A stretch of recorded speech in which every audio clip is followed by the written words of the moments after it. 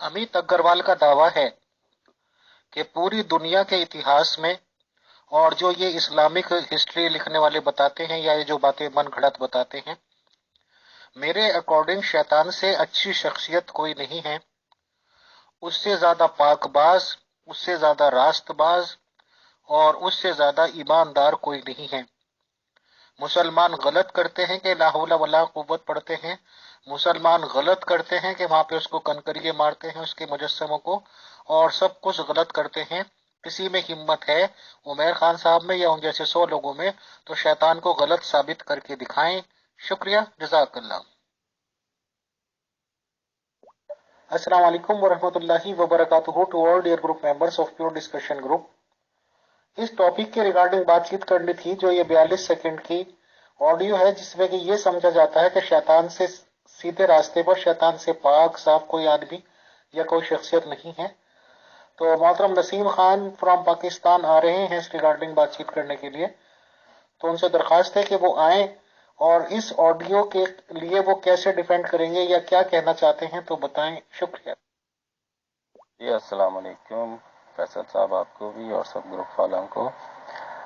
ये फैसल साहब, जो आपने दावा किया है, अब कुरान से कोई रेफरेंस लगा दें तो फिर उसके ऊपर दलाइल दिए जाएंगे, फिर उस पर हम बात करेंगे।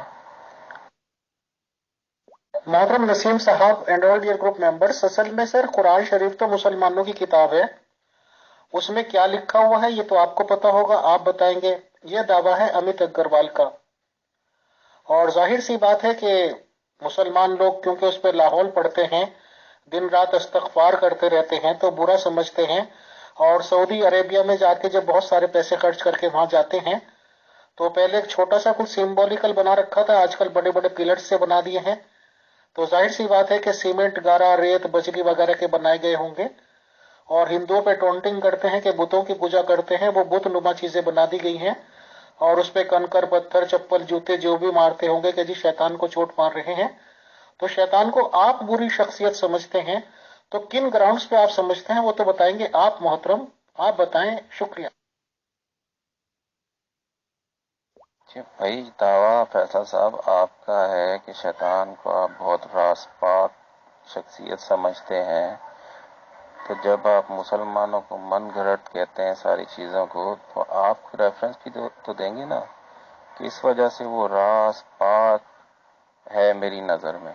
तो फिर मैं उसके ऊपर दलाइल दे दूंगा कि वो क्यों रास पाक नहीं है, हम क्यों जो है उसको पत्थर मारते हैं, फिर पता चल जाएगा।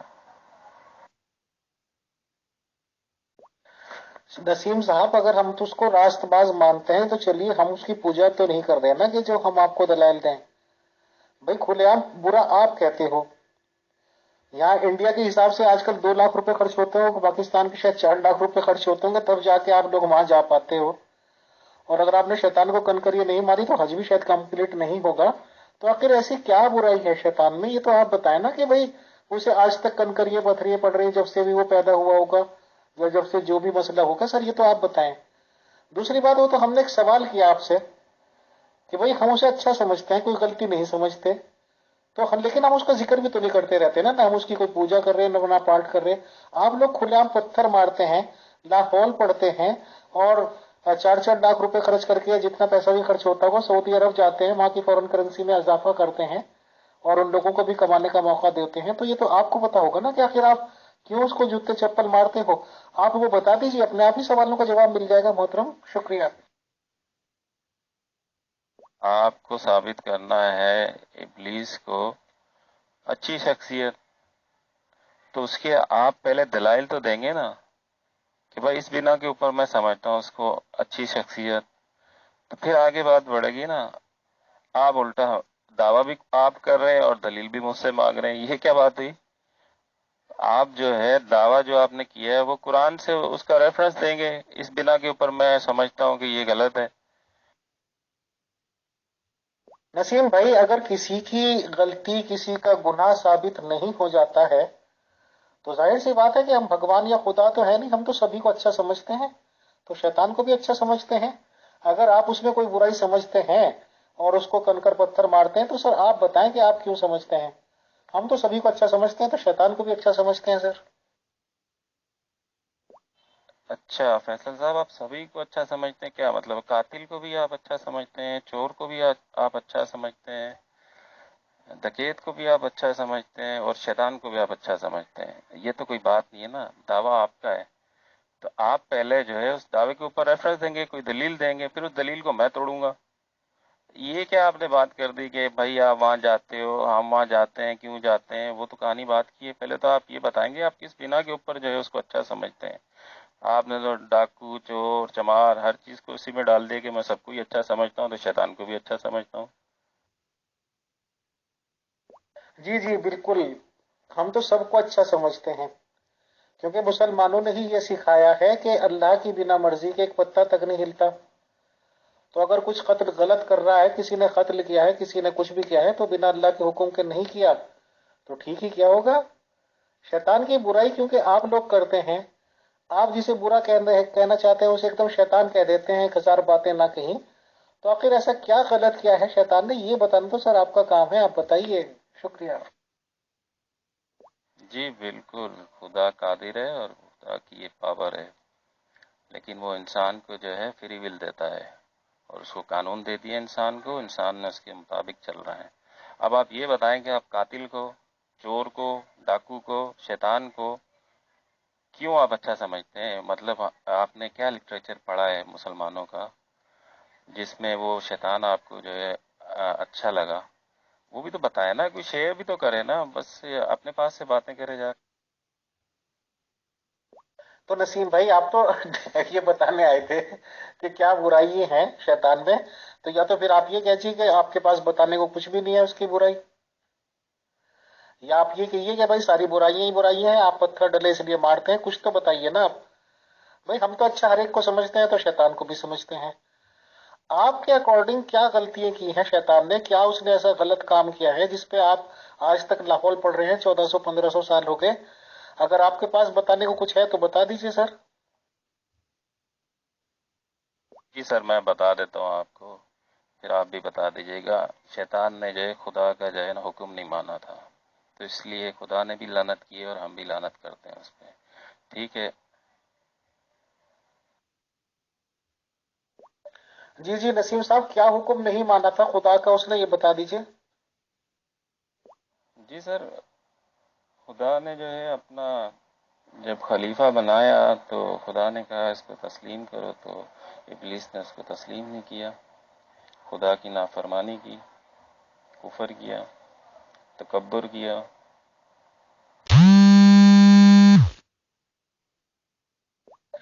کیا صرف یہی وجہ ہے نسیم صاحب کہ خلیفہ کو تسلیم نہیں کیا، یا کچھ اور بھی وجہ ہے؟ کل یہی وجہ ہے ابلیس پہ لعنت کرنے کی، اور کوئی وجہ نہیں ہے۔ کیا آپ کو مذہب اسلام نے یہ نہیں بتایا کہ جب یہ کھن کھناتے ہوئے گارے مٹی سے بنا دیا گیا تھا تو اس کو سجدے کا حکم دیا گیا تھا؟ کیا آپ اس بات سے انکار کرتے ہیں محترم؟ جی جی فیصل صاحب، یہی تو میں چاہ رہا تھا آپ ادھر آئے نا، اب آئے نا آپ صحیح طرف۔ جی بالکل مجھے پتا ہے سر، آپ شیئر کر دیں نا وہ آیت، پھر یہاں سے شروع ہوتی ہے نا بات۔ آپ نے اتنا ٹائم لے لیا بلا وجہ۔ دیکھیے نسیم بھائی، آپ کوئی نئے ممبر تو ہے نہیں، آپ کو پتا ہے میرے پاس اس طرح کا ریکارڈ موجود نہیں ہوتا ہے، اور ماشاءاللہ ہمارے پیور ڈسکشن گروپ کے بہت ہی زیادہ اس بارے میں، کم سے کم نسیم صاحب بہت کام کے ممبر ہیں کہ قرآن شریف کی آیت لینی ہو یا حدیثیں لینی ہو تو پوری حد الامکان کوشش کر کے وہ دے دیتے ہیں۔ میرے پاس ایسا ریکارڈز نہیں رہتا ہے، آپ کے پاس ضرور ہوگا، تو آپ ہی وہ آیت پیش کر دیں۔ اور اگر آپ مانتے ہیں اس بات کو کہ ہاں جی یہ لکھا ہوا ہے، تو پھر آیت بھی پیش کرنے کی ضرورت نہیں ہے محترم۔ اگر آپ اس بات کو ڈینائی کرنا چاہتے ہیں کہ سجدے کو نہیں کہا گیا، تو آپ آیت پیش کر دیں۔ جی فیصل بھائی، میں ابھی آیت جو ہے شیئر کر دیتا ہوں، مجھے 1 منٹ دے دیں گے؟ جی فیصل بھائی، یہ آیت آ گئی، چلیں آپ دیں دلائل، آپ نے کیا دینے تھے اس کے اوپر، آپ کو کیا اعتراض ہے؟ نسیم بھائی، آپ نے قرآن شریف کی آیت کوٹ کی، اس میں لکھا ہوا ہے کہ اور اس وقت کا تذکرہ سنو جب ہم نے فرشتوں سے کہا کہ آدم کو سجدہ کرو، چنانچہ سب نے سجدہ کیا سوائے ابلیس کے کہ اس نے انکار کیا اور متکبرانہ رویہ اختیار کیا اور کافروں میں شامل ہو گیا۔ تو ظاہر سی بات ہے کہ یہ ابلیس کے لیے کہا جا رہا ہے، اور ابلیس ہی کو آپ لوگ شیطان کہتے ہیں۔ تو اس میں اگر ابلیس نے انکار کیا بھی ہے تو اس کی غلطی کیا ہے اس میں؟ بھئی وہ سجدہ کیوں کرے؟ خدا نے جب اسے ہمیشہ سے سکھایا ہے کہ توحید کے راستے پر رہنا ہے، خدا کے علاوہ کسی کو سجدہ نہیں کرنا ہے، تو آخر وہ کسی کو کیوں کرے سجدہ پھر، اور وہ بھی ایک مٹی کے بت کو؟ جی فیصل بھائی، اس میں توحید کہاں ٹوٹ رہی ہے، مجھے یہ بتائیں نا، پہلے اس کو تھوڑا کلیئر کریں کہ یہاں پہ توحید کہاں سے ختم ہو رہی ہے، توحید کیسے خطرے میں پڑ رہی ہے؟ اس کے پہلے تو پلیز آپ پھر یہ بتائیں کہ توحید سے آپ سمجھتے کیا ہیں؟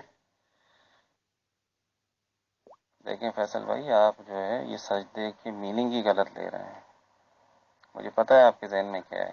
یہاں جو سجدہ ہے یہ سجدہ اصطلاحی ہے، اس کے میننگ تسلیم کے ہیں کہ خلیفہ کو تسلیم کریں۔ وہ خلیفہ زمین کا ہے، اسے جو ابلیس ہے اس کا کوئی تعلق ہی نہیں ہے، لیکن پھر بھی اس نے تکبر کیا، اس کو نہیں مانا، جبکہ اس کا اور اس خلیفہ کا کوئی لینا دینا نہیں ہے۔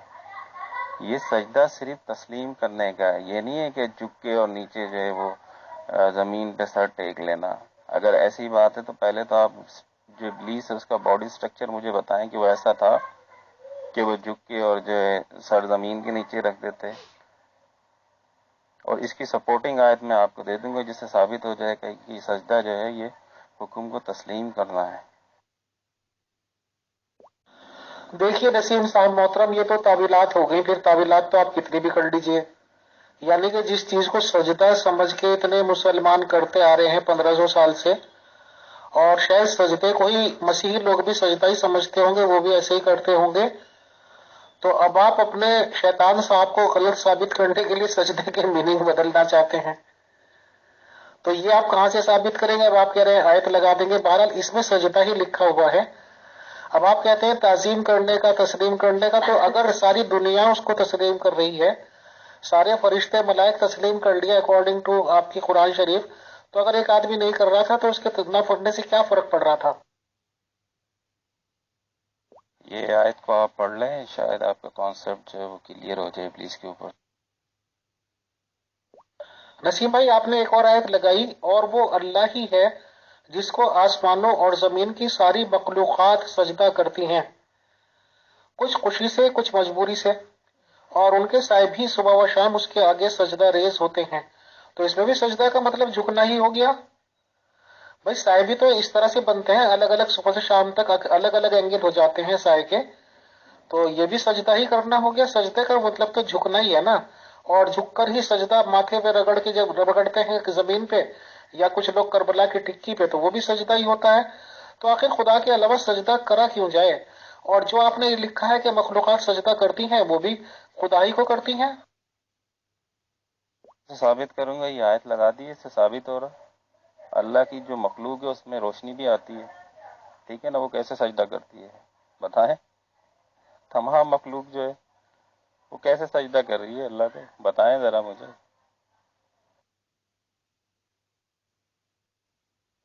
نہیں نسیم بھائی، شاید سے کیا کانسیپٹ کلیئر ہو رہا ہے، اس میں بھی خدا ہی کو سجدے ہو رہے ہیں۔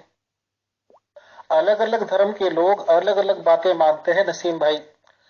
صبح کو آپ چڑیوں کی چہچہاٹ سنیں گے، بھلے ہی آج کل کم ہو گئی ہیں، مسلمانوں لوگوں کو اس میں لگتا ہے وہ پڑھ رہی ہے بسم اللہ بسم اللہ، ہندوؤں کو لگتا ہے اوم پڑھ رہی ہے، اوم پڑھ رہی ہے۔ بٹ وہ جو بھی کچھ مخلوقات پڑھ رہی ہے، اٹر کر رہی ہے یا سر جھکاتی ہے، تو مانا یہی جائے گا کہ وہ خدا کو کر رہی ہے، کسی انسان کو نہیں، کسی بت کو نہیں۔ اور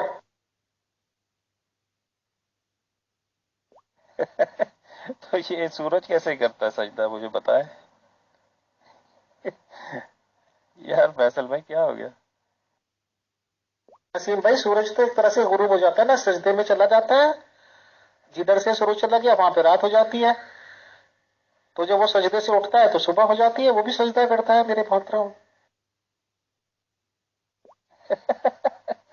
یار فیصل بھائی، سورج کیا مطلب غروب کیسے ہو جاتا ہے؟ سورج اپنی جگہ پہ ہوتا ہے میرے دوست، زمین جو ہے وہ گھومتی ہے یار اب میں اس سے زیادہ کیا آپ کو سمجھاؤں میرے دوست.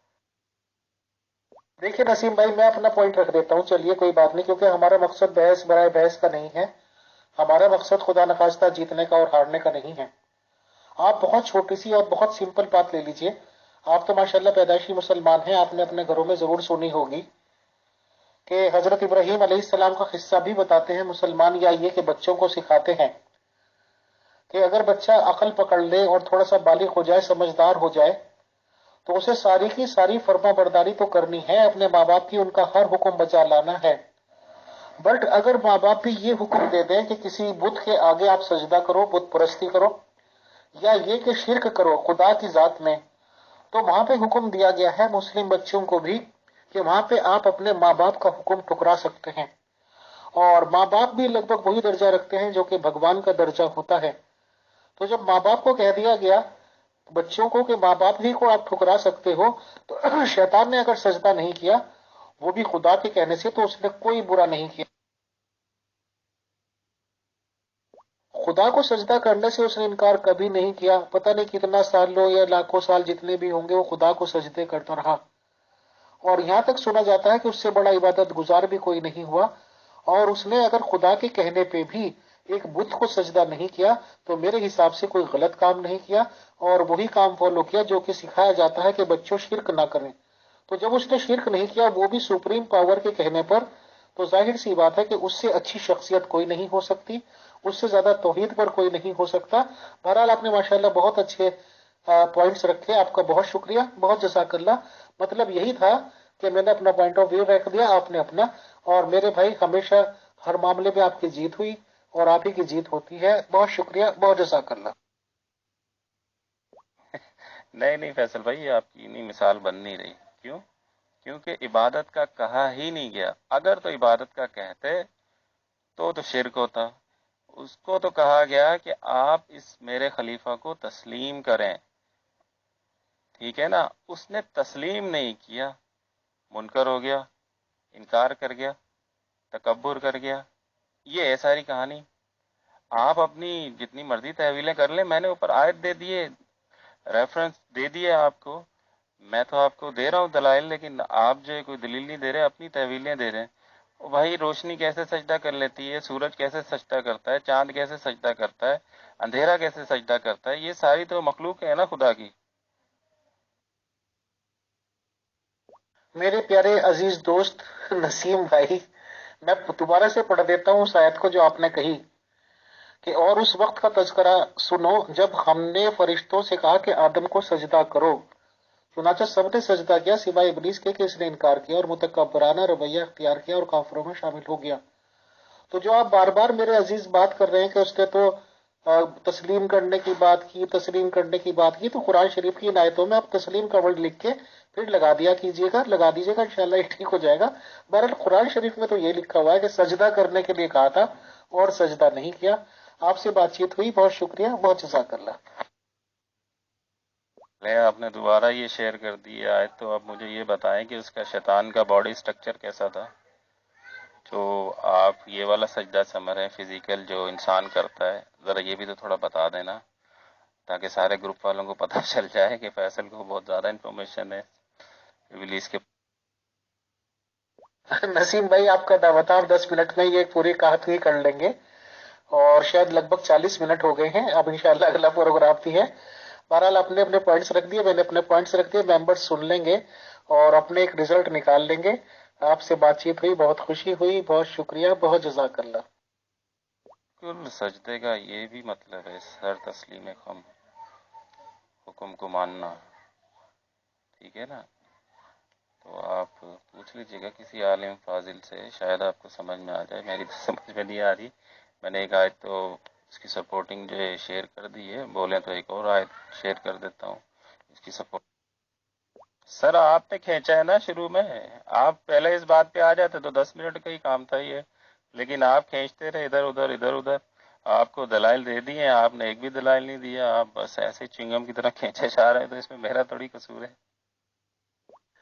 محترم نسیم صاحب، نہیں بہت شکریہ، بہت جزاک اللہ. اور آیتوں کی ضرورت نہیں ہے، ہم تو ویسے بھی ہندو ٹھہرے لوگوں کی نظروں میں ایک آیت پڑھ لی، اس میں صاف لکھا ہوا دیکھ لیا، सजदे की बात है, फिर आपने एक और आयत कही उसमें भी खुदाई को सजदे का हुक्म था। बहरहाल हम तो कम से कम इंशाल्लाह पूरी जिंदगी खुदा को सजदा करते भी गुजार देंगे। बहुत शुक्रिया, बहुत जज़ाकल्लाह मेरे भाई, थैंक्स।